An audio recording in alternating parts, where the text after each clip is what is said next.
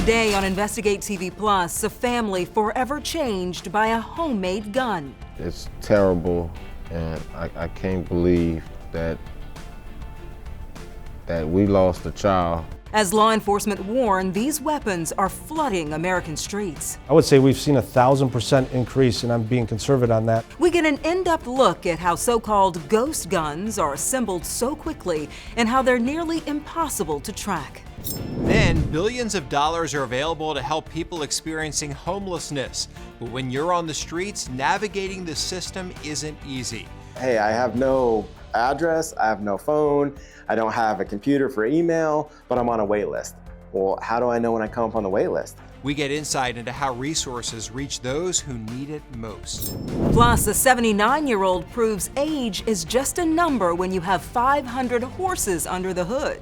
When they see this white hair and that white car and this crazy old lady, and they just go nuts. How Annie, the hot rod granny, isn't just breaking stereotypes, but smoking them. In-depth stories that inform and inspire. You're watching Investigate TV Plus.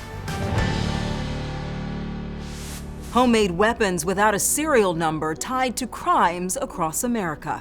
I'm Tisha Powell. And I'm Lee Zurich. They're known on the streets as ghost guns. While the ATF has logged dramatic increases in these homemade weapons, our investigation uncovered gaps in tracking. Reporter Chris Nakamoto takes an in-depth look at this growing gun problem and why changes to regulate the weapons have some concern for their Second Amendment right. Of a New Orleans high school student who was killed in January by accidental discharge has been sentenced to 3 years probation and around $5,500 in restitution paid to the family. 15-year-old Kennedy Belton was a freshman at Warren Easton High School. On January 29th, Belton was at a friend's house in New Orleans East. 19-year-old Andre Skinner was in the adjoining room tinkering with a gun. He told police as he was taking the gun apart, he did not check to see if the chamber was loaded. I think she could have changed the world because that's just how bright, smart, and great she was. Thomas Belton's pride is palpable. Tell me about your daughter.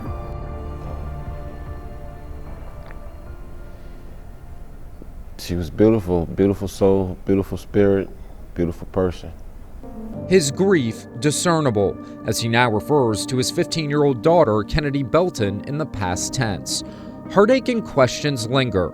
It was January 29th, 2023, when Kennedy went to a friend's house in New Orleans. She never came home. Belton gets uneasy thinking about the phone call from Kennedy's mom that changed his life forever. Do you remember what she said? She was crying over the phone, and she said Kennedy was killed at a sleepover. Somebody give him up. My baby, y'all. Detectives say a 19-year-old in another room was taking a weapon apart when it went off. The bullet traveled through the wall and killed Kennedy. Documents show the gun recovered was untraceable, an unserialized 9mm semi-automatic pistol, a Polymer 80, one of the nation's largest producers of gun kits and parts. Commonly referred to as ghost guns, the weapons are made with kits bought online or using parts purchased without any background checks. Well, we don't refer to them as ghost guns. That's kind of a street vernacular term that everybody uses on the street. We call them privately made firearms. Bernard Hansen is a special agent in charge at the Kansas City Bureau of Alcohol, Tobacco, and Firearms. Privately made firearm doesn't have any of the required markings that what firearms you would buy from a licensed dealer. That's required by law. Hansen believes these privately made firearms, or PMFs, are so prolific because they can be assembled in less than an hour. The ATF used these 3D printers as examples, showing the ease of how quickly the guns can be made. This example right here, one of our PMF experts assembled this in less than 24 hours. From start using his 3D printer with the filament to creating this, to adding the parts, was ready to go in under 24 hours. Traditional polymer 80% kit like this with a jig, you don't really have to know what you're doing too much, and you can probably assemble it in an hour. If you're really good, you can do it quicker. Even though there are more registered guns than people in America, the actual number is unknown even to the ATF. That's because we found record keeping for ghost gun data is inconsistent across America's law enforcement agencies. The ATF tracks firearm recoveries through a tracing program, but it doesn't mean all ghost gun data makes it there. The discrepancy could be a result of different terms local agencies use to describe ghost guns. For example, polymer 80s, which are made with kits online, and other hobbyist guns without serial numbers could be classified as PMFs, while other cities may call them ghost guns. Without universal terms, tracking gets tricky. How big is the education component for the local law enforcement agencies so that everybody gets on the same page, like calling it the same thing? It's huge. And, sometimes when terms, street vernacular, not take over, it's just what society refers to them as. But us training the locals, whether it's police officers, sheriff's department, deputies, prosecutors, it's getting everybody on the same page so they understand what they're looking at. When a firearm is recovered at a crime scene, the gun is typically processed and run through a firearms program maintained by the ATF. And they'll enter it into our tracing program to see if they can determine where the gun was originally manufactured, who was the original purchaser, to help give them leads in their investigation to track down with whatever they know. Between 2016 and 2021, the ATF reported 45,240 of such weapons recovered from crime scenes. I would say we've seen 1,000% increase, and I'm being conservative on that, over the last 5 to 8 years. Of those 45,000 ghost gun recoveries, nearly 700 of them were from homicides or attempted homicides. The sobering problem of ghost guns being used in deadly crimes led to new rules on unserialized weapons by the Biden administration. In 2022, the definition of a firearm changed to add unfinished parts to better track them. As laws catch up with technology, nearly a dozen states have enacted their own bans on ghost guns. For Thomas Belton, no regulations will bring Kennedy back and ease his outrage. I can't believe that we lost a child. How do you even digest that?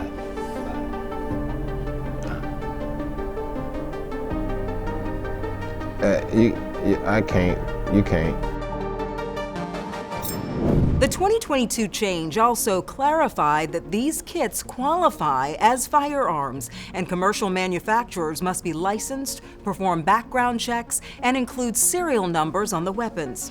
According to the ATF, it's the first update to the Gun Control Act of 1968. And some question whether the White House had that type of authority. In Texas and Louisiana federal courts, judges struck down the change, saying the ATF doesn't have the authority without congressional action, sending the decision on who gets to regulate ghost guns to the Supreme Court. A ruling is expected sometime this year. In July of 2024, Polymer 80 ceased operations, citing the high cost of defending itself in court. To learn more about these kits and our investigation, head to InvestigateTV.com and search Ghost Guns. Still to come, a foodborne illness puts a man's life in limbo. I actually thought I was going to die. It was crazy. We have his warning, plus the steps you can take to keep from getting sick. But first, from rock bottom to beacon of hope. Just because you get a certain amount of years clean doesn't change the fact that we've been out here and we have compassion. We meet outreach workers using their own experiences with addiction and homelessness to help others. You can watch Investigate TV Plus anytime streaming online. Get the app for Roku, Amazon Fire TV, and Apple TV. They're free to download.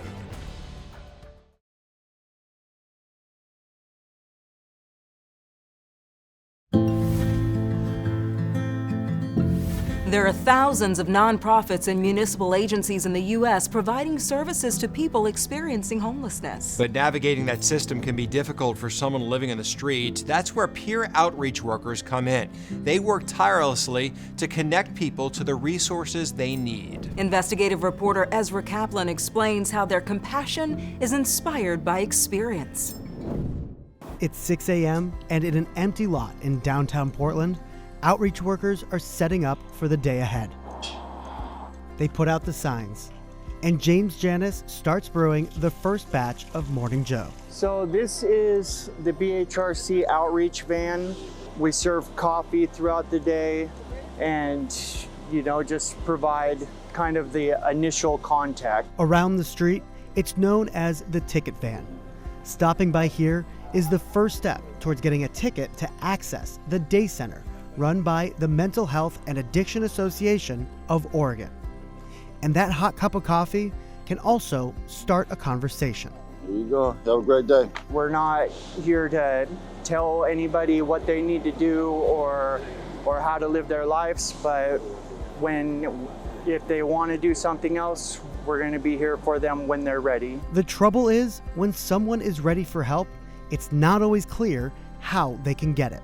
Unfortunately, houseless services, substance abuse services, mental health services, primary care services are not the easiest to access for people that are houseless and struggling with addiction. John Karp Evans is the senior director of the Downtown Behavioral Health Resource Center. If someone on their own is trying to figure out, how does the system work? How do I get on the list? I have no address, I have no phone, I don't have a computer for email, but I'm on a wait list. Well, how do I know when I come up on the wait list? How do I know when my bed's ready? The path to get care for a lot of these services is very challenging. His goal is to make sure that those in need of help aren't navigating the system alone. Part of that work is sending outreach workers to the streets. So Jessica, she works at Another Chance, and she told me about 5 beds that are available today. Cool. Right?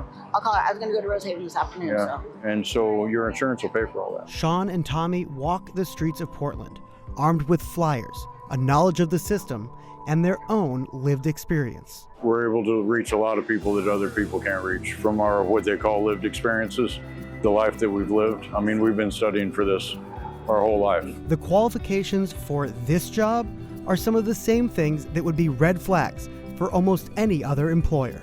I think it builds trust. Just the fact that, they see that I'm just like them. I got tattoos, I've been there, I've done that, I'm able to relate. Yeah, I've been to prison too. Yeah, I've been on the streets too. My family didn't want to talk to me either. And when you can say, yeah, I've been there, they open up. Hey guys, how we doing today? You all right? Sorry to wake you. As he works amongst people active in their addiction, he says it only makes his own recovery stronger. It just keeps me humble, and it shows me what I don't want to go back to. I go out there every day in the trenches, and I see people in the lowest moments of their life. I'm only one bad mistake away from being right there with them. We're really all in this together. Just some of us are farther along, or some of us are in our recovery, and some of us are not. Do you think that the work that you're able to do helps you stay sober? Absolutely. Back on the streets, Sean and Tommy make the rounds to all the spots where folks gather. Bunch of people over at McDonald's, on the steps. They don't discriminate and have a keen eye for people in need of help, whether they are ready to accept it or not. All right, we're around if you need us, guys, okay? You're welcome. All right, guys, have a good day. They talk to anyone willing. And so everybody at the center all has lived experience. We've all been homeless, incarcerated, addiction, all that, so there's no judgment, and everybody's just trying to help. What days? 7 days a week, even on holidays. Offering guidance when they can. We can definitely work on a housing referral for you, okay? For them, the work is a privilege, a chance to be of service. These are our people. Yeah, these are our people. This is us, yeah. And we are them. And just because you get a certain amount of years clean doesn't change the fact that we've been out here and we have compassion. We get it. And we put compassion into action. It's a drive to continue showing up, doing the work, trying to help those on the streets, one step at a time. The Mental Health and Addiction Association of Oregon is just one of many organizations doing outreach in Portland. In fact, since the beginning of 2024, the various providers meet weekly to coordinate how to allocate resources. In Portland, Oregon, I'm Ezra Kaplan. Still ahead, foodborne illnesses. The CDC estimates each year roughly 1 in 6 Americans get sick from them. Up next, we'll take an in-depth look at one that can send thousands to the hospital and ways you can avoid contracting it. You can certainly reduce the risk, even if there might be contamination of your food. Then later, from trucking across America to burning rubber in competitions. My mom was always the coolest mom in the neighborhood. Meet the 79-year-old who's redefining what it means to be a cool mom.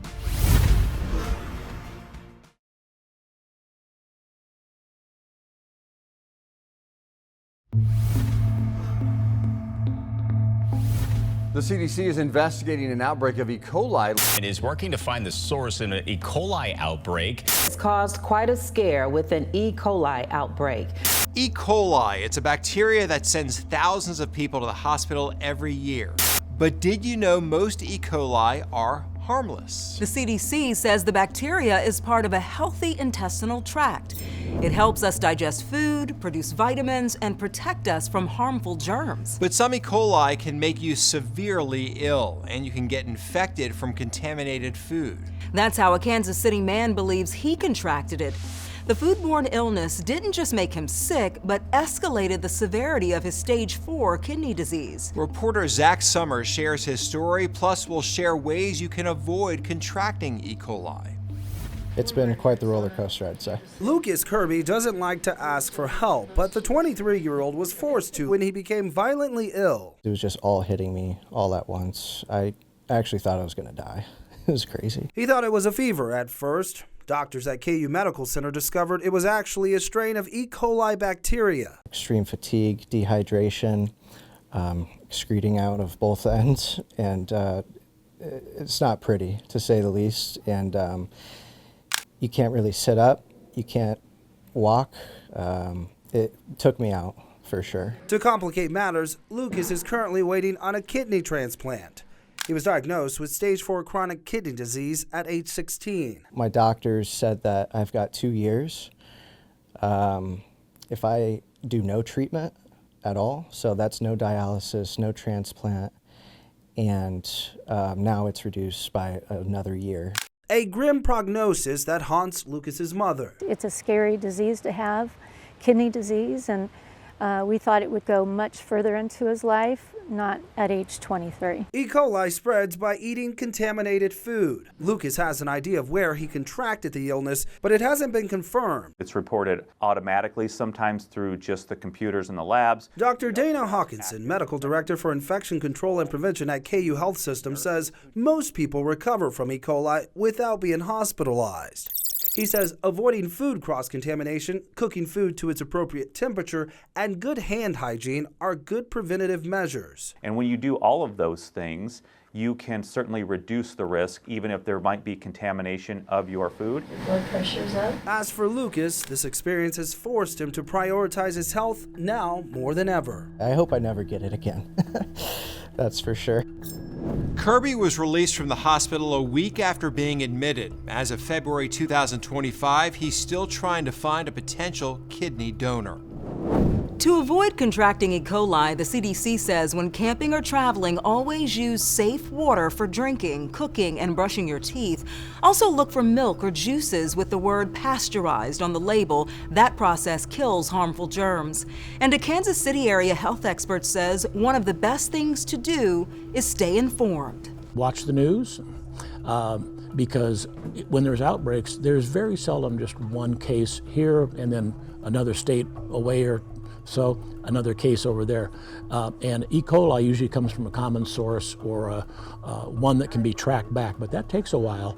Our investigations have uncovered part of the problem with tracing a foodborne illness is a fragmented system and lack of oversight. There's more than a dozen different federal agencies responsible for enforcing food safety laws. There's no really one person in charge or a group of people in charge. The ability to go, hey, we should fix this and this is how we should do it. The federal government also has a list of 120 diseases they want states to let them know about. But it's up to each state to decide what results from patients it actually reports to the CDC. To learn more about the diseases that could be putting your food and health at risk, head to InvestigateTV.com and search Outbreak. Up next, see how a cross-country adventure in a classic Cadillac led a former children's book author to become a burnout champion. You can watch Investigate TV Plus anytime online. Just subscribe to our YouTube channel at Investigate TV. You can catch stories and full episodes.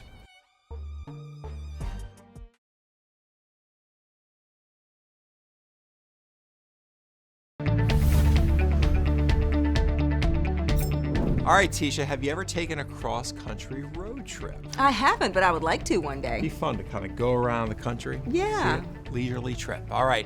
Well, a 79-year-old from outside of St. Louis, Missouri got to knock it off her bucket list in style. Reporter Steve Harris explains how her once-in-a-lifetime trip sparked a new passion. 79-year-old Annie Kaler's life is like a great Hollywood script. I did truck driving, had some luck with music in Nashville. She also wrote and illustrated this book. Yes, I've done a lot of stuff. Truck driver, artist, author, musician, Annie's done a lot of things, but what she's known for around here are her wheels, or what's left of them. More on that later. My mom was always the coolest mom in the neighborhood. Her son Jamie Hutchins owns a racing engine shop in Bethalto. That's where he built this 1957 Cadillac as a gift for his mom. And I liked it the moment I saw it. Yeah, she goes everywhere in it. And the 57 Caddy was ready for a road trip. I normally don't do anything like that. A mother-son road trip across the country. 4,200 miles in 9 days, windows down, 85, 90 miles an hour, and 400 gallons of gas. All the way to Santa Monica. It was a long road trip, and it was a lot of fun. But the story doesn't end there. Remember that tire? It will smoke the tires. That's Annie in her 57 Caddy, holding the brake and gas pedal to the floor, winning her first burnout competition. Then she won a second one, earning her the nickname Annie the Hot Rod Granny. And when they see this white hair and that white car and this crazy old lady, and they just go nuts. So what's next for Hot Rod Granny? Wherever around 500 horses and 4 new tires will take her. It's too bad the show's only 30 minutes. I could talk about that story for hours, I think. I learned some new things. I had never heard of a burnout competition, so now I know what that is, and that's a loud car. That is a loud car. You can hear that coming. She's going 90 in it. Pretty impressive. Yeah. All right, that's it for us on Investigate TV Plus. I'm Lee Zurich. And I'm T. Chappelle. Thanks for watching.